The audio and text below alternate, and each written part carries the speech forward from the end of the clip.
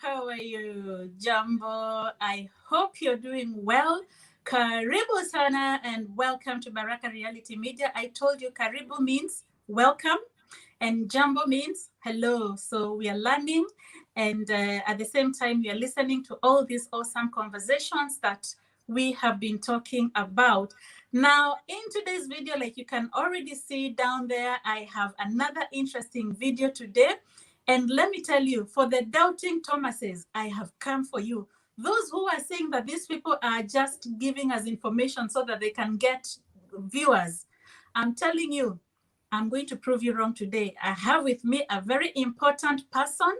And today you're going to hear for yourself if you have been doubting, if you have been saying these things, these opportunities are not happening, nothing like that is going on. I am here to tell you, my brother, my sister, these things are real, they are happening. And I have with me somebody who has gone through the same process and she's right here in the UK. Now, before I bring our guest, I just want to say thank you again very, very much to all of you who have subscribed. Yani, you people, mmenishangaza. Hey, within, I'll say 2 weeks, when I got 1,000K subscribers, it's like you went viral. Right now, I'm looking at my channel and we are 2016. That's 2016 subscribers. In an instant like that, mpaka nikakuwa monetized. Hey, thank you. I don't take it for granted. I'm really grateful, and you are the reason that you keep motivating me, and I keep coming back to bring you more and more content. So if you're here for the first time and you have not subscribed, I'm going to give you 1 minute to subscribe to my channel as we welcome our guest. 1 minute, subscribe, and let's welcome our guest.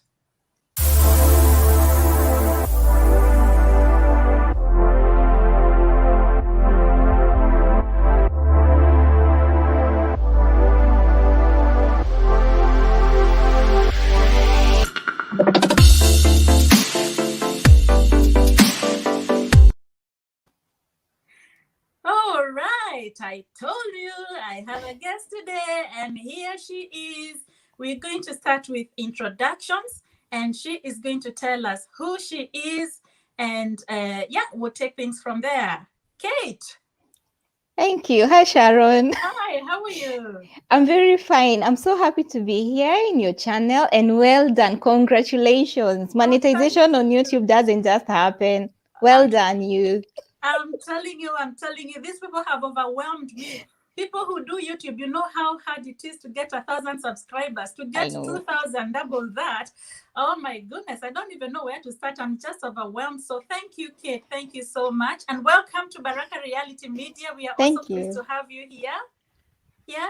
Do you mind telling my viewers who you are? Just start by introducing yourself, please. All right. I am Catherine Miner. I like calling myself Kate Mimi because I'm a creative writer, and Kate Mimi is my pen name. So I started all this by writing. I have written since I was a little girl, to be sincere. Wow. And I've always fancied anything to do with communication and health education and all that. So I am a registered nurse from Kenya, Sharon, and I now work in the United Kingdom. I am specialized in renal nursing. That is anything to do with kidneys, kidney transplant, and things like that. Yeah. And the other thing that I do besides that is I now YouTube. Can you believe that? Oh my gosh, people change. Yes. So I create content surrounding healthcare, and also content regarding healthcare and their issues. So that is what I basically do. Wow.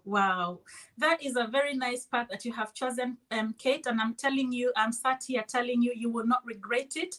I have seen the benefit of it myself. And I'm telling you, because I have seen your content. And let me tell you, people, I saw Kate in another channel, and that's how YouTube connects you. I didn't know Kate before. She didn't know me. I saw her on YouTube. I made contact with her and I requested her. When I saw her channel and the content she has, I saw potential in her and I invited her. And that's how you start your YouTube channel. That's how you start getting picked up by other people. You start getting invited by other people. So if you're there as well and you're looking to start a YouTube channel, don't just sit there waiting for the right time. Now is the right time. Come on, people. If I have done it within a very short time like this, you can do it as well. So, Kate, thank you again, and you're welcome here. Thank you. So, one of the things that I want us to talk about, you know, a lot of people have been saying that some of this content we are talking about, all these opportunities that are happening in the UK in terms of migrating through work, maybe is not true, maybe is a scam. And because I know you have gone through the process and now you're here in the UK, do you mind telling my viewers, explaining to us how you started the application of getting a visa from Kenya, because you were in Kenya and now you have a job here in the UK and you have immigrated through that skilled worker visa? Yeah. Sharon, when I immigrated back in 2019, it was not yet called the skilled worker visa. They were calling it the tier 2 visa back then. But then again, as you will know, it's that Britain left European Union. That's what we call the Brexit. So Brexit happened. So what happened is that the government extended that visa to include other people who were not initially included in that visa. But then again, if I may focus on one thing of this visa, is the health and care worker visa. So this is a visa that incorporates nurses and other cadres of healthcare, including dietitians, speech and language therapists, social workers. They are in that health and care category, health care worker visa. So myself, I applied to, I had an agency help me to get a job in the United Kingdom. But even before that, for a nurse, you have to be, number one, registered in your country. That's right. Yeah, and if you have not yet had your license, it means then that you are a freshly qualified student. And it is important for people to know that United Kingdom today does not necessarily ask you to have any experience in your country for you to apply to work here as a nurse. The only thing you need to do is be in the register. That means that you are your regulator, your nursing regulator in your country. In Kenya, it is the Nursing Council of Kenya. You are in their register. Even if you've not yet received your license, you are in their register. So that is one of the things. The other thing, Sharon, I must mention is that you do not need a degree for you to come and work in the United Kingdom as a nurse. I came with a diploma, Sharon. I've just done my degree here in the UK. As long as you have a diploma, a certificate is not allowed. That is the enrolled nursing is not allowed in the United Kingdom. So the minimum requirement is a diploma. A diploma, you're good to go. A degree, you're good to go. Masters, you're good to go. So the first process or the first phase of this process, Sharon, I would say without any fear of contradiction, is actually getting a passport. I know. People might overlook this very, very important thing, but you're thinking about going to the United Kingdom, you might as well have a passport. So get your passport. Yeah, you can't start your journey if you don't have a passport. So number one, if you're looking at wanting to immigrate, start an application for those passports. Get those passports, people.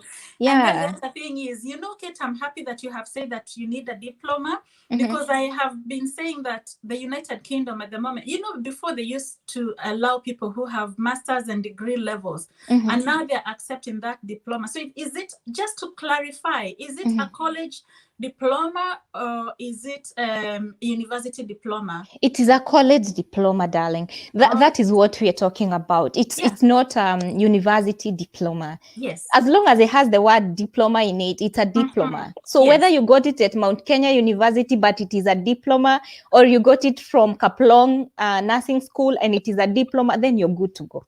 Good. Yes. Good. Yeah. Good. So you're hearing for yourself, people. Diploma is acceptable. Kate is here. She was in Kenya. She came here as a nurse. She had a diploma. She has obviously got the opportunity as she's been in the UK and she's studying for her degree, like she's saying. Yeah. And those are the opportunities that then open up for you when you're here. And this is what we are trying to encourage people. Don't undermine yourself, because once you get here, then opportunities will follow and there will be many. That is true. Wow. I interfered there because I got excited. You had to. It is fine. It is fine. It also keeps us, it keeps the conversation flowing so that I'm not talking in monotone. Oh my gosh. So Sharon, the other thing that nurses must realize is that for you to get registered, you must sit an exam. And the first exam you will need to sit, I always tell nurses, this is very important. Just do an English exam first. It's what is called an IELTS exam or an OET exam. The IELTS is the one which is very famous in Kenya, not the OET one. I know OET has recently been introduced in Kenya, but the most popular one is an IELTS exam. Now, Sharon, remember I told you about these exams. I am insisting on IELTS, Sharon, because it is what is delaying most people's process. To be sincere, IELTS is challenging. I'll not lie to people. It is challenging, but with adequate practice, you can get all the scores that are supposed, according to the standards of the United Kingdom. They require 7 in every component apart from writing. Writing component, they ask for 6.5 for nurses. So go ahead, do your IELTS academic exam, get the required scores, and when you have that one tucked away, then we can go to the next step. Okay, you know something, Kate, people have been asking me, and I have seen that is a common question in most of the videos that I am doing. Where can we do this English test? So if people want to do these IELTS exams, do you know where they can register? Yes, there are so many different places. We have the British Council, they offer IELTS. There is another one called IDP, they also offer IELTS. So as long as you apply on the Home Office, they are going to give you the link. It's offered by Pearson View, VUE. What's the pronunciation? View. Pearson View. They're the ones who are going to administer the examination, and they'll tell you the location. Last I checked, they were only in Nairobi, but somebody told me that Eldoret has a center nowadays. And because of COVID, we have also online IELTS. So you can also do it online. You don't have to do a physical exam. Wow. Yeah. So you see, it's possible to do that exam online. There's lots of places, lots of colleges that you can register as long as it is approved, is what I'm hearing Kate saying. You can get yourself registered. And then you mentioned about what they're asking for is like a 7, and you say that it is in parts. So is it speaking, reading, and writing? IELTS has 4 components. We have speaking, we have reading, writing, and listening. So there are 4. So the only one that you're allowed to get a 6.5 is the writing one. The rest have to be 7. Right. Okay. Yeah. So it is quite challenging for very many people, considering that we do not speak proper English in Kenya. No offense to us, but we have spiced up our English with Swahili and mother tongue. So sometimes what we think is not what we say, or what we say is not what you're meant to say. So it's really a problem. People need to practice. There are a lot of material out there. I'd be happy to help people with whatever I have with me, and then they can practice until they get it right. Fantastic. So if you're there and you're asking yourself, where can you do this IELTS? How hard is it? Kate is offering any support that you may be wanting. She's happy. And you know, one of the things that you guys need to realize is we are taking our own time away to come and help you. Kate works full-time. I work full-time as well. None of us, we have our busy life, but because we want to help you, we are taking our free time here to try and help as much as we can. So if we don't respond to you, please don't take an offense. Be patient with us. I know a lot of people have been writing to me, and I have not even been able to respond to all those questions purely because I have other roles that I'm doing. I work, I'm a full-time mother as well, and all that comes with responsibilities. So maybe when you can, what you can do is also help yourself to be helped. Start searching online. Don't sit there and wait to be told all the information. If you're very serious, you can go online and start researching and help yourself. You don't want to start an application and maybe you don't even have the requirement that the UK government is asking for. Number one, which is an English. And I know a lot of you may be worried, but let me tell you, sometimes practice makes perfect. It does. And that is what will get you somewhere. So keep practicing. Get into a college, a cheap college. You don't have to get into an expensive college. Start getting those skills in place so that by the time you start making your application, you have all the right skills in place. Wow. That's true. Wow. Yeah, the wow. other thing that nurses will need to do is a theory exam. There is a theory exam called the competence-based test. For the sake of not repeating myself, it's called a CBT exam, competence-based test. So CBT exam. Right. This is a multiple choice question. It is done in Westlands. Yeah. The last time I checked, only Westlands were, there is a center by Pearson View. It is number 9 Westside Plaza, if I can remember right. And that is where they were offering this exam. It costs around 12,000, if I'm not wrong. Back when I did the exam, it was around 13,000. That is Kenya shillings. Yeah. But I know that there was a slash in the fee. So after doing that exam, which has nowadays been upgraded, they are taking it in 2 parts. Yes, it is the same exam, but it is in 2 parts to incorporate new standards of the Nursing and Midwifery Council. Right. So it is important for people to, Sharon, I think you need to include this in the description of the video. If people go to www.nmc.org,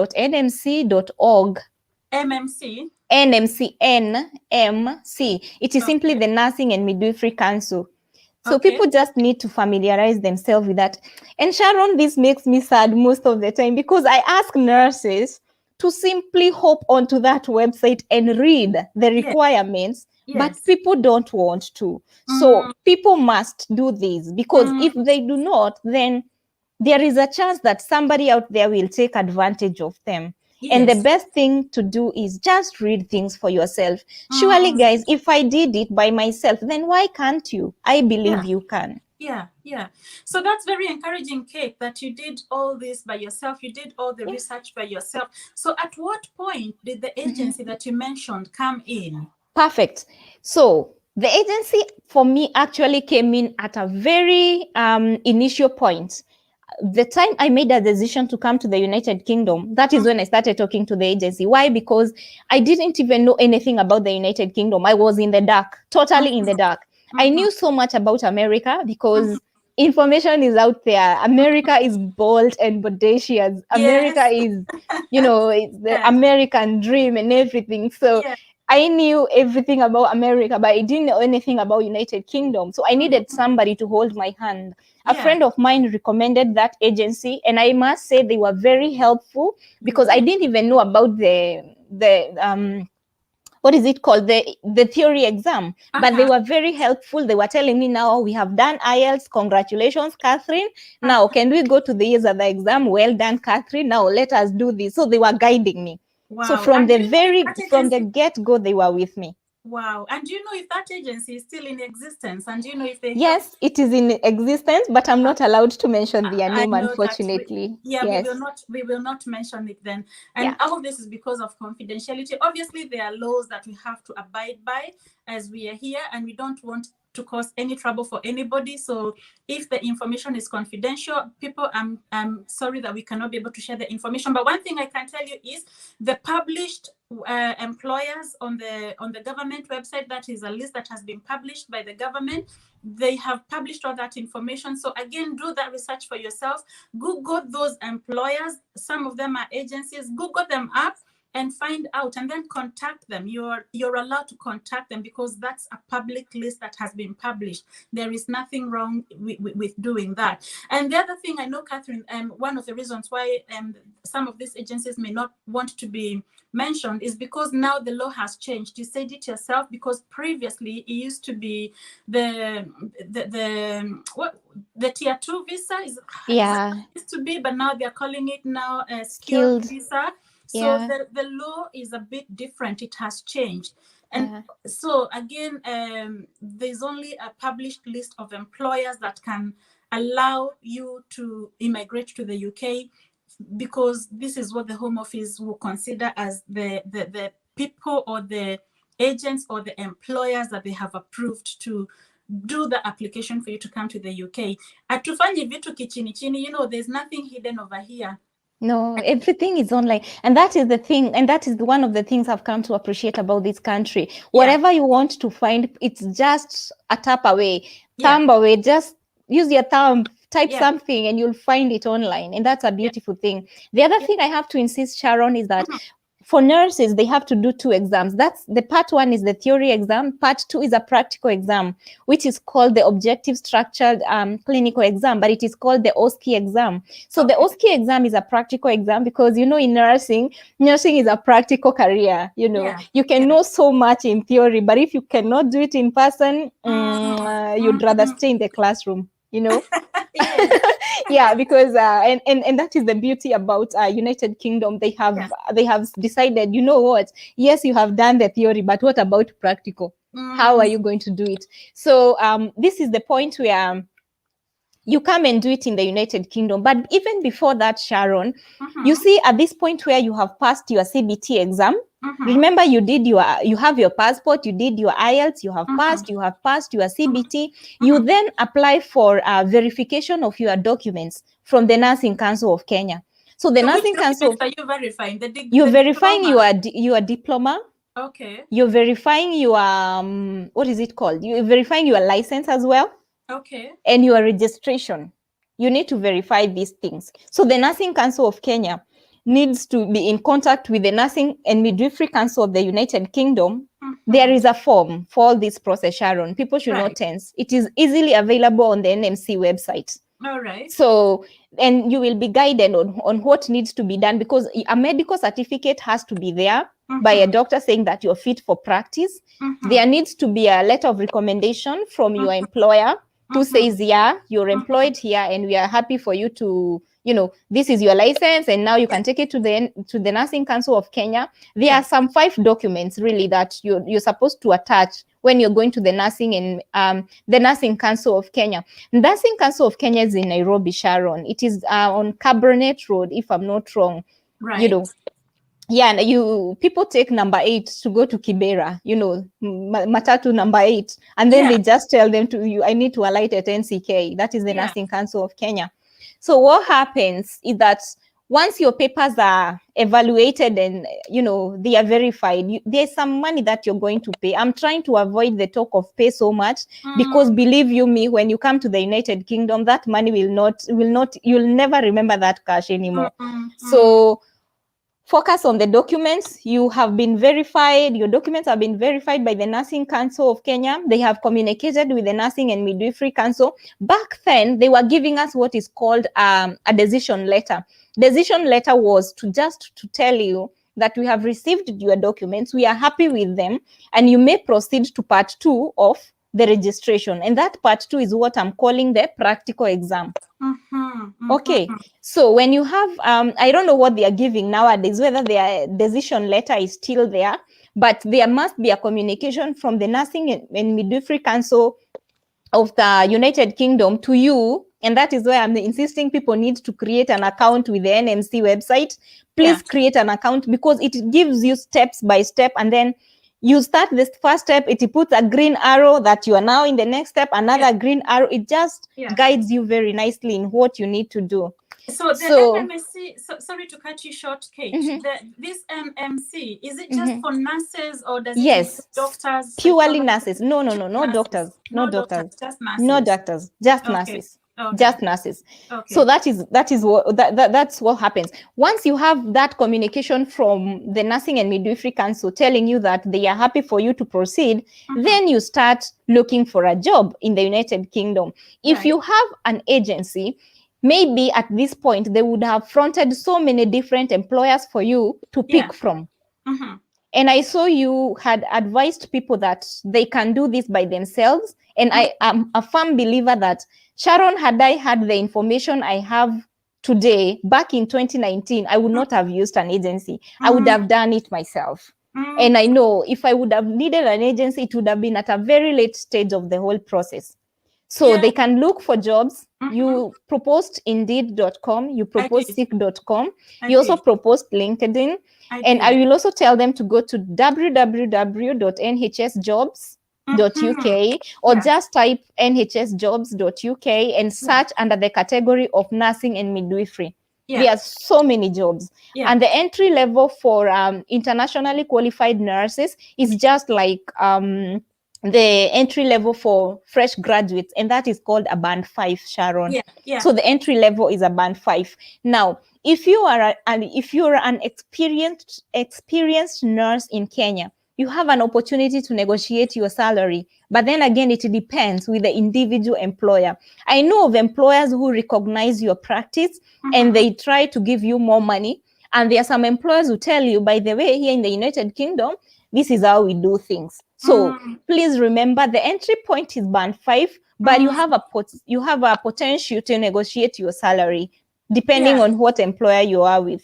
Yeah, and I guess the employers will want to do that. They'll want to start you off at the lowest band because, first of all, they don't know you. Yes. Secondly, they're putting themselves at risk by sponsoring your visa Yes, they for are. a person that they don't know. And I know for a fact that if you come and you can prove yourself that, yeah, I am a qualified, I am an experienced nurse, they can then increase your salary. Yes. The bottom line is, Kate, I know that they cannot go below what the government threshold says. No. So even if they start you off with the lowest threshold, you are still good to go with that money. The money that you're going to get is still good to go. And you mentioned something earlier, Kate. You said to people that let them not look at the money, because I know all these processes will involve money. Whether Yes. you're coming to the UK, you're going to the US, you're going to Canada, you're going to Dubai, or whichever other country you want to go to, money is involved. Yeah. So don't focus on the money.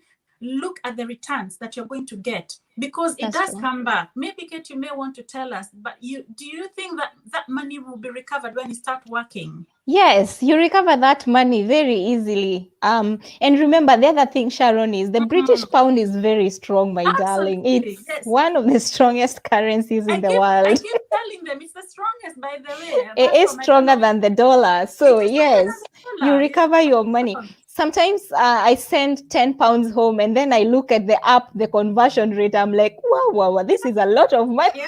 Yeah, just the You other know. day, I don't know if it is still at 150. Just the other day, it was changing at Imagine. 150.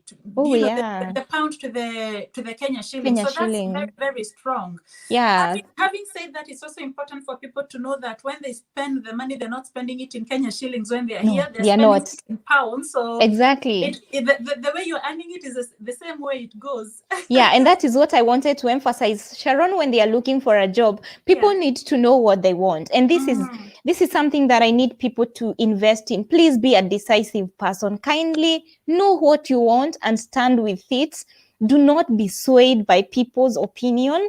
Kindly weigh your options. Do you want to work in a care home? I came to work in a care home because care homes pay better than Wow. hospitals. So I came and worked in a care home for a year, but I knew that I was not going to last there forever because I've told you I'm a kidney nurse. Yeah. So I really wanted to go back to the renal unit, to the dialysis unit, but I made my money when I wanted it. And then I moved to the hospital. So and there are other people who came at that point and they started with hospitals and they are doing very well because they have been able to get their salary increased yearly, because that is what happens with the government employer, and the government employer is the NHS, that is the National Health Service. There are other employers, Sharon, who are private hospitals. People may not know this, but there are very many private hospitals in the United Kingdom. Absolutely, I know that. Just apply with them and then come over. Yeah. When you come here, allow me to finish this bit because it's the last one. When people come here, what they do is that they get trained on how to do the final exam that we had talked about. So the initial salary will be a band 4 salary. Band 4 means not registered. So it's called a pre-registered nurse. They will pay you a little less than they would pay you when you have your license, which is called a PIN number. So what happens is that your employer will train you in how to take the exam. Your employer will facilitate you to take the exam. And once you have taken the exam and passed, you are now a registered UK nurse. And you will finally be paid the salary of a band 5 nurse. That's it. All right. Wow. That's interesting. You mentioned something that I was going to ask and I picked up, and this is again something that some people have asked, those who are in the healthcare profession, whether you can come and work in a care home. You've just answered it over there. But when you transited now from a care home into a hospital, did that affect your visa? Because that means then your employer has changed, isn't it? It did. Or the only thing that happens is that I had to apply for a new visa. All right. Okay. I had to let the home office know I'm no longer with the employer who brought me here. I'm now going to another employer. And it is not a problem at all, Sharon. It is not a problem. As long as you're fulfilling everything that you're supposed to fulfill, that is, you apply for the visa. And once you apply for the visa, for 3 months, you're not supposed to leave the United Kingdom. You get a new BRP card, that is the resident permit card. And then you send back the old one. So now you are on another visa. Wow. So it's possible. It's possible. It is possible. You can come on one employer, get into the United Kingdom, and feel you want to change your employers. You can change as long as you notify the home office. What Kate is saying here, it is absolutely possible to do that. So don't be afraid of coming here and changing employers. Yes. Wow. And just before we get into, because I want us to get now into another topic about your health work that you're doing, Kate.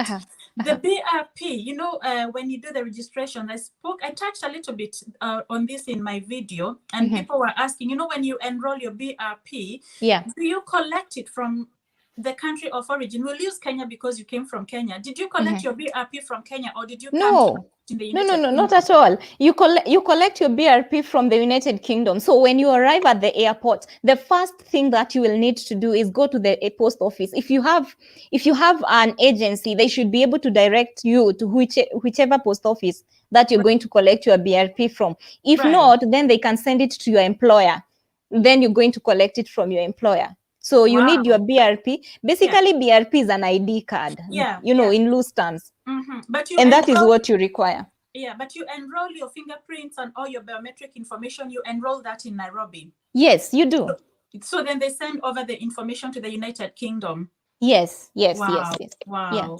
Yeah. Well, I'm just saying Nairobi because you're talking about Nairobi, but it depends on where you're watching from. You could be in a different country, Nigeria, Ghana, China, just mention whichever country you're from. I really don't know where you're watching us from. I know our channel is international, but you enroll your fingerprints, your biometric information in your country of origin, but you will collect it when you arrive in the United Kingdom, is what Kate is telling me. Kate has a wealth of information. Again, I'm not going to preempt everything, Kate, because I want people to come and listen to the information you have in your channel. I think you've explained better in your own channel. Thank you. People go to Catherine Minor YouTube channel. She has given all that information. And she has explained the whole process, how she applied for her sponsor visa from Kenya and eventually got into the United Kingdom. So if you've got any questions, run to her. And whilst you're there, don't just listen, subscribe to her channel, because this is what keeps us going. You want also to encourage Kate to keep uploading more and more information. It's for your own good, though. Thank you so much. Thank you. I may before we change the topic, Sharon, I must insist on this. We have other cadres of healthcare profession who are not nurses. We have dietitians, we have physiotherapists, we have speech and language therapists, we have laboratory technologists or technicians. I don't know what they call themselves nowadays. Now, they are regulated by the Health and Care Professions Council. And guess what? I'm dropping a video tomorrow talking about them. Wow. So they need to come over. So guys, run. If you're any of those, you know yourself, those health professionals, all that category. Tomorrow, Kate is dropping a new video. Run and see, you know, what she has for you. Subscribe to her channel and also get to listen to that information. I'll be there listening, Kate. Yay. Thank you so much, Sharon. You have my vote. And also, guys, when you listen to these videos, please listen to the end. A lot of you are asking questions that the answers are already in the video, and that tells me you're not listening to the whole video. Listen to the whole video before you ask any question. And if the answers are not in that video, go to the other videos, listen to them. If the answer is not there, then we will come back to you and we will answer the questions. But a lot of the information is in this video, so please go and listen keenly before you ask any questions. Wow, wow, wow. That is amazing, Kate. You know, and I'm so happy that you have managed to come to the United Kingdom. Karibu sana, UK. Thank you. I hope you're enjoying it. I'm loving it. Apart from the weather, man. What's up with UK weather? UK weather for you. It's fine. Oh, but you know, we love visitors and we love welcoming visitors. We're really happy to have you here. We must make a date to come and, you know, meet in person. I know at the moment you're doing this online, but now you're here. Now we know each other. We'll book a date. We should. Oh, wow. Now, guys, we are going to go into the other sector. Kate has another wealth of information that I really, really got interested in, and I'm sure you're also going to get interested in. She's talking about dialysis. So you're a renal nurse, Kate. Yes, I am. Can you please give us information about dialysis, about diabetes? I don't even know where you're going to start. I'm just going to. Oh my gosh, Sharon, that's a lot. I know it's a lot, but just give us a snapshot.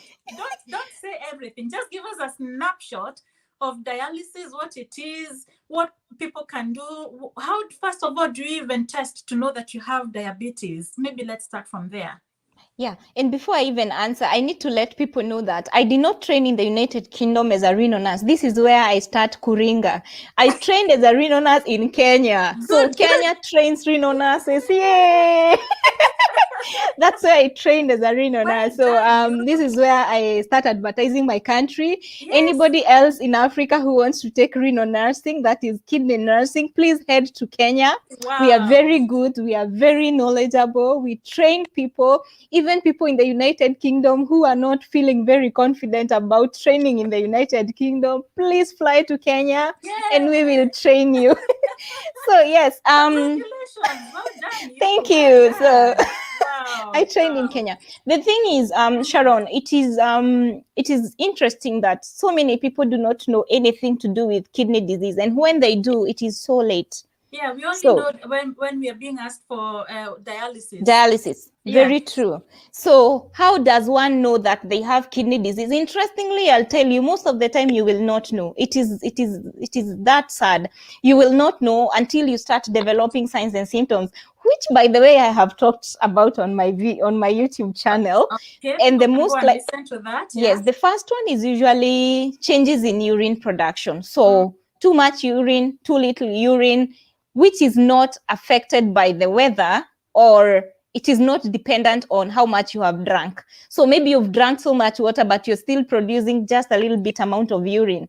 Maybe you have, those are some of the things that you need to realize. The other thing is swelling of the body, maybe the eyes, under the eyes, and not just swelling that you have in the morning. It is swelling that persists. Sometimes your wrists swell, sometimes your feet, So that shows that you're retaining water, because our kidneys help us to get rid of excess water. So that means that you're retaining water. Sharon, what I said not last time, the other time, was actually that our kidneys are like a sieve. They sieve out things. They sieve out excess water, they sieve out excess salts, they sieve out toxins and waste products that we do not need in our body. Yeah. So Sharon, if you do a simple urine test, and this is where I think you are going to, I talked about a urine analysis and I called it a poor man's kidney biopsy. Kidney biopsy means that we are actually looking at your kidneys. We are taking a fine needle, we are putting the needle in your kidneys and you are removing a sample, just a tiny bit of, let me call it flesh, just to be very lay here, a tiny bit of flesh to analyze it in the laboratory. But then again, if you do a urine analysis test, this is a poor man's kidney biopsy. That test is going to tell us what is happening up there in the kidneys. And if there are any changes, then your doctor, and that is your GP in the United Kingdom, right?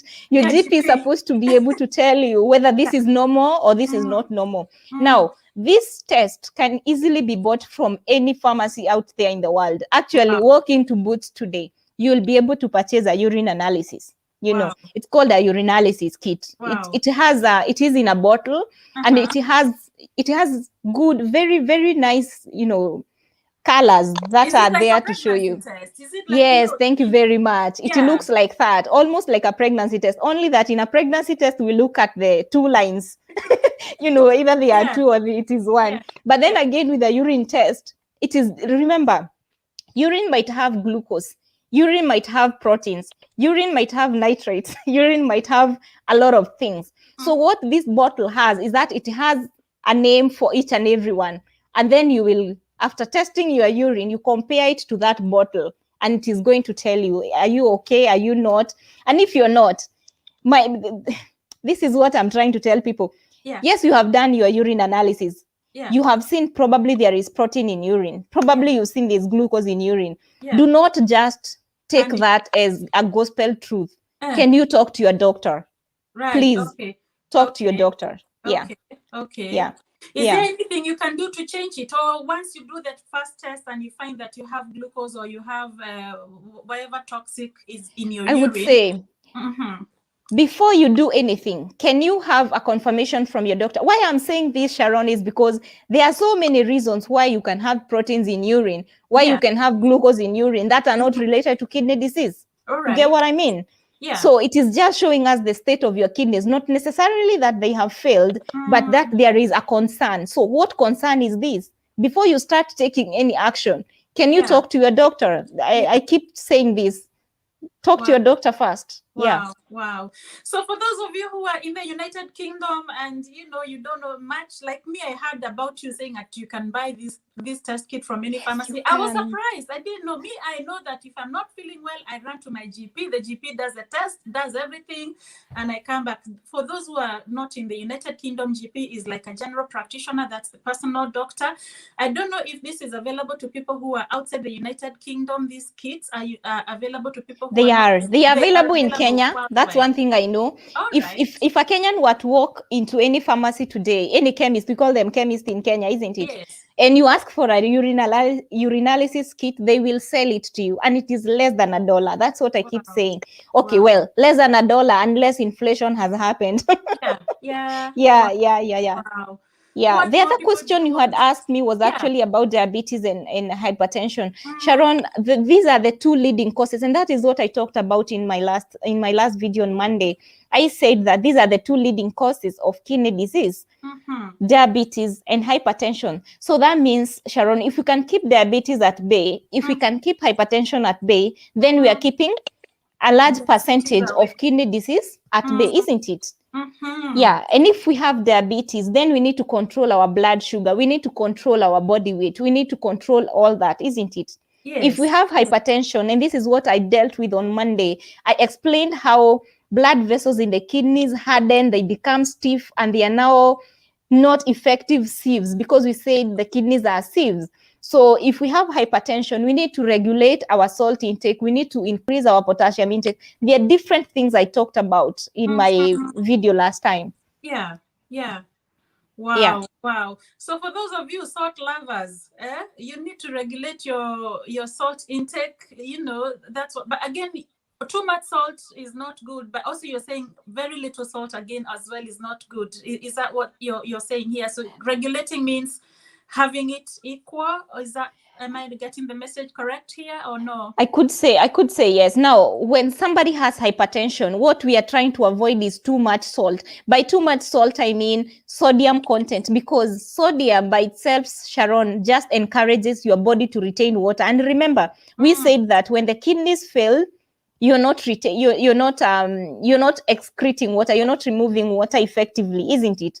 And also, when you're retaining salt, you're retaining water, your blood pressure is going up, it is damaging the kidneys.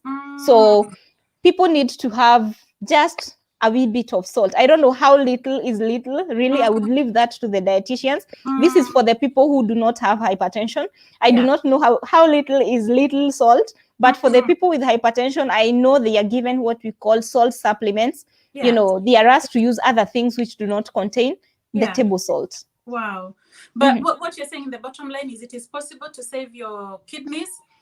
Yes. And you can check whether you have healthy kidneys, and if you do that test, if you go and purchase that test from the chemist, from the pharmacist, depending on where you are, you can then take it to your doctor, let the doctors have a look at it. Don't panic, but that's a way of you saving your kidney. Don't wait until the last minute. Don't wait to run until now we are looking for a kidney transplant, or we're looking for this, because I think that's a bit too late now. And you don't want to take those chances. Hey, and the most common thing people will find in urine is actually proteins and nitrates. That means you have some form of urine infection, which is easily treatable with antibiotics, isn't it? That is why I'm saying, when you do a urinalysis test, go to your doctor, because we are not just treating a test, we are treating you, the person, isn't it? Yeah, so don't panic. Let the doctor have a chat with you about what is happening. Wow. And I think this particular information is also applicable, particularly in Kenya. I think diabetes has risen so high recently.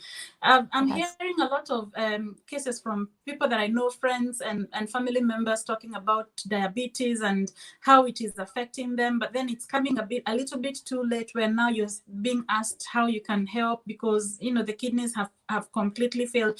This wealth of knowledge that Kate is giving here, if you didn't know this information, now you know it's out there. Our Kenyan trained nurse, renal nurse. Oh my goodness. And she's now residing in the United Kingdom. Thank you so much and congratulations. And I know Kate has a lot more information in her channel. I will keep insisting. Go to Catherine Miner YouTube channel. You're also on Facebook, and I have seen some of that information on your Facebook channel. Kate Mimi, she's got all that information, people. Don't run when it is too late. Please act before it is too late, and we're here to give you that information, okay? Because we love you. We are sacrificing so that you can have a better future. Wow. So Kate, I am really pleased to have you today. I'm not going to push you too much, because I want people to come to your channel and listen to that information. So we're going to be ending this video here, with the expectation that we are going to see you people in Kate's channel. And as you go to Kate's channel, don't forget to subscribe to Baraka Reality Media. And once again, thank you very much for all of you that has supported me to be where I am, to reach where I am. I do not take that for granted. I am indeed very grateful. So what is your parting words, Kate? Have you got any last words? Oh, yes, I do. I would say, for any nurse, any healthcare professional watching me from out there, I don't know where you are in the world, you need to believe in yourself. You might not believe anything that we are saying here, but you need to believe in yourself. You need to know that you can do things that you cannot even imagine. So get the opportunities that are laid bare in front of you and run with them. So believe in yourself, take opportunities, and fly away with them. So that's all that I would say. Thank you very much, Kate. I will say no more. Baraka.